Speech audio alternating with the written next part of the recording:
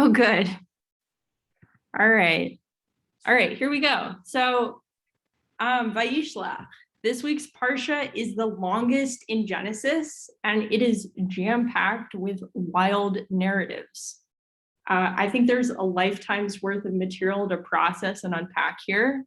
And in one of the mini sub-episodes of Vayishlach, Jacob famously spends a night wrestling with a divine being. The mysterious episode sparks all sorts of enormous questions. Does Jacob wrestle with a man or an angel? Perhaps Esau's guardian angel, or with God? Does he wrestle with a physical adversary or himself alone? What does it all mean?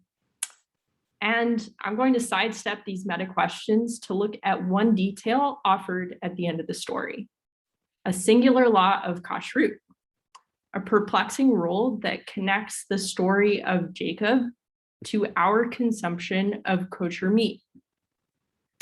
In Genesis chapter 32, verse 26, we read, Vayar ki lo yachol lo vayiga bechaf yerecho v'teka kaf yerech Yaakov beheavko imo.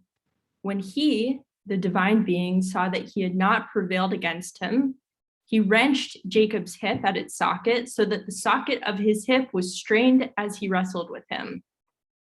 Jacob limps away from this epic wrestling match, not with a black eye or a broken nose, but rather with a dislocated hip. How strange. A couple of verses later, we read, Al kain lo yochlu v'nei Yisrael et gid hanashe asher al kaf hayarech ad hayom hazeh ki naga bechaf yerech Yaakov begid hanashe. That is why the children of Israel to this day do not eat the thigh muscle that is on the socket of the hip, since Jacob's hip socket was wrenched at the thigh muscle. I think this is really strange. What on earth? How are we supposed to connect Jacob's hip to kosher meat? First, to define our terms here, the gid hanasha is commonly understood as the sciatic nerve in human anatomy, and it's also in the hindquarters of four-legged mammals. The gid hanasha is one of just 3 parts of kosher animals that we don't eat, and the other 2 are blood and the fat around an animal's organs called chelev.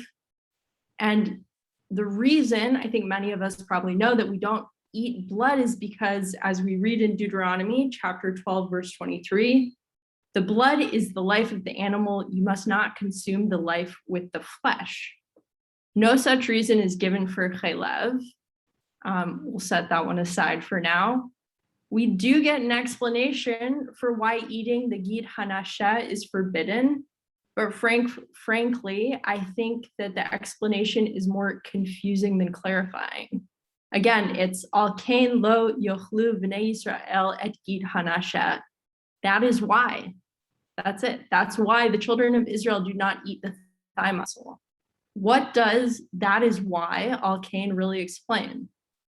Do we avoid eating the gid hanasha because of its inherent quality, or because of some symbolic connection to Jacob's wrestling match? And I also want to know why we map Jacob's injury, his body, onto the laws of kashrut.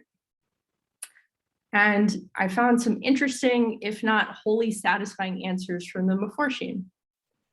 Bechor Shor says of al kain, that is why, it is to be a commemoration for them that their forefather fought with the angel, and the latter could not subdue him. And so the angel pressed him on the hollow of his thigh, in the place where there is the sciatic nerve, and it is a commemoration of glory and greatness, unquote.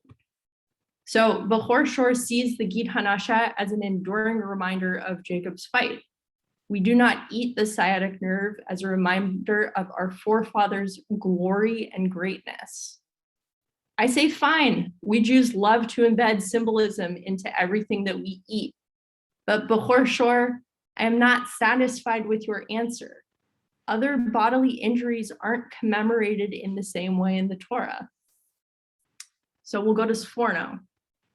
Sforno writes of Alkane, in order to ensure that the damage inflicted to Yaakov's offspring as predicted by the angel should be kept to a minimum as long as they remind themselves of the symbolic meaning of that injury suffered by Yaakov during his nocturnal encounter with this angel, unquote.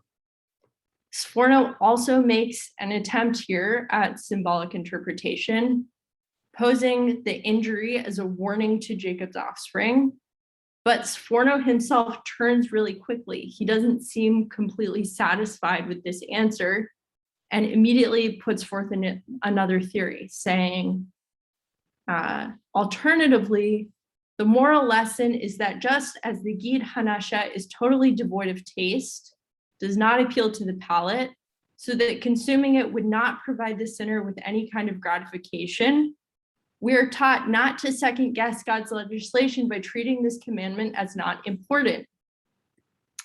I sort of love this admission from Sforno. To me, he is saying, look, I don't understand it either, but God has thus commanded us, so it must be important. This is an act of faith. And I say, okay, it's hard to argue with that, though I find the because I said so rationale a little disappointing. So I went farther afield looking for an answer. In Midrash, in Breshit Rabbah, the rabbis identify Jacob's hip as a symbol for his offspring, his progeny. And the modern commentary, Dat Mikra, takes it a step further and says, in fact, Jacob's injured thigh is an injury to his sexual organ. The association of a man's thigh with his reproductive powers is well established in Torah. And in fact, Jacob's offspring are referred to as those who come forth from his thigh. Maybe we should understand the nerve in Jacob's thigh to represent his reproductive powers, his life force. He limps because this injury perhaps temporarily impaired his sexual power and endangered his identity as one of our forefathers.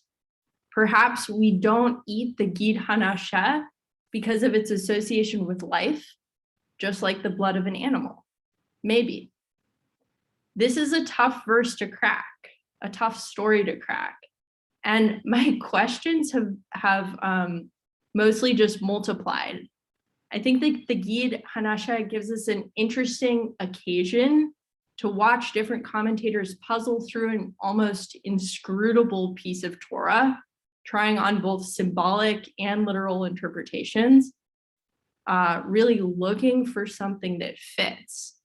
I think it's a reminder of how mysterious Torah is and the enormous ongoing project of commentators creatively working to illuminate the meaning of the words. On a final note, and as your meat-curious vegetarian classmate, I'm here to tell you that today we only eat hindquarter cuts of red meat, like filet mignon, if the sciatic nerve is removed. Apparently, removing the nerve is really hard, and it requires an almost surgical skill on the part of the butcher. And as a result, often hindquarter cuts of meat are sold to non-kosher butchers because how tedious this part of the butchery process is. And that is why brisket from the breast of a cow is much more common in Jewish cooking than a round roast. So the more you know, that's the Gid Hanasheh.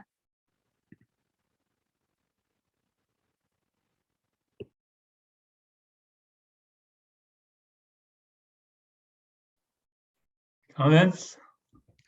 Sarah, I loved all of that. And I especially love the way that you tackle these really difficult aspects of this week's Parsha in an intellectually honest way. And you take nothing for granted. If something that one of the Mefarshim say doesn't fit with your understanding of a suitable answer, then you dismiss it as something that is said, but you don't accept. And I really appreciate that. I mean, that's the way I look at it as well. Others? I've always wondered about why we don't eat that part of the cow as not just a meat curious person, but someone who's a big meat eater. And it's just, I just really appreciate how clearly how clear it was. It's now so clear to me why we don't eat it, although maybe it's not quite clear. You showed how clear it is that it's not so clear, but it like in a clear way. It was just it's exciting for me to understand that now. So thank you. I just think this would be such a powerful message to give in a congregational setting, and so different from the divrei Torah I've heard in the past, which I mean in congregational settings, which often are like very sanitizing and have some kind of like a feel-good message. And instead this is about like grappling with a really obscure Jewish practice. And I think that's really cool. Yaakov, you had your hand up? Yes, sorry, we're all in the room together. The Martians are landing. Sarah, I just wanted to express my appreciation for the approach you took of like the approach of how you suggested that we relate to the text in terms of embracing the mystery and trying to understand and do the work of exegesis. I think I often am tempted to compartmentalize and either go like, oh, that's just a hook, like, you know, it's an act of faith, or to really try and get at reason. And I really appreciate your synthesis of integrating those and working through each of them together. And I find that to be an inspiring model for wrestling with mystery in Torah. So thank you. Well, I'm going to guess that I'm the only person in the room who actually worked for a time in a butcher shop, which I did through high school. A neighbor living behind us owned a butcher shop in Newark. It was mostly patronized by Blacks, although we had a lot of meat that came from kosher animals, including hindquarters from animals that had been kosher slaughtered, just like Sarah described, which was great.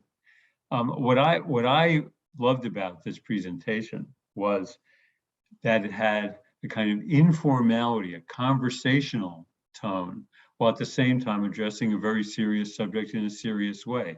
That's a gift to be able to do that, because it really engages people. And you don't seem like you're talking ex cathedra, you're just talking to them. You're talking about serious things. Food taboos are among the hardest things to discuss. First of all, because people have all sorts of idiotic ideas about them. And second of all, because the explanations normally given are either sheerly speculative or just wrong. Whether it's milk and meat, or the particular animals you're allowed to eat and not allowed to eat. And so they require deep investigation with lots of consideration for what we don't know.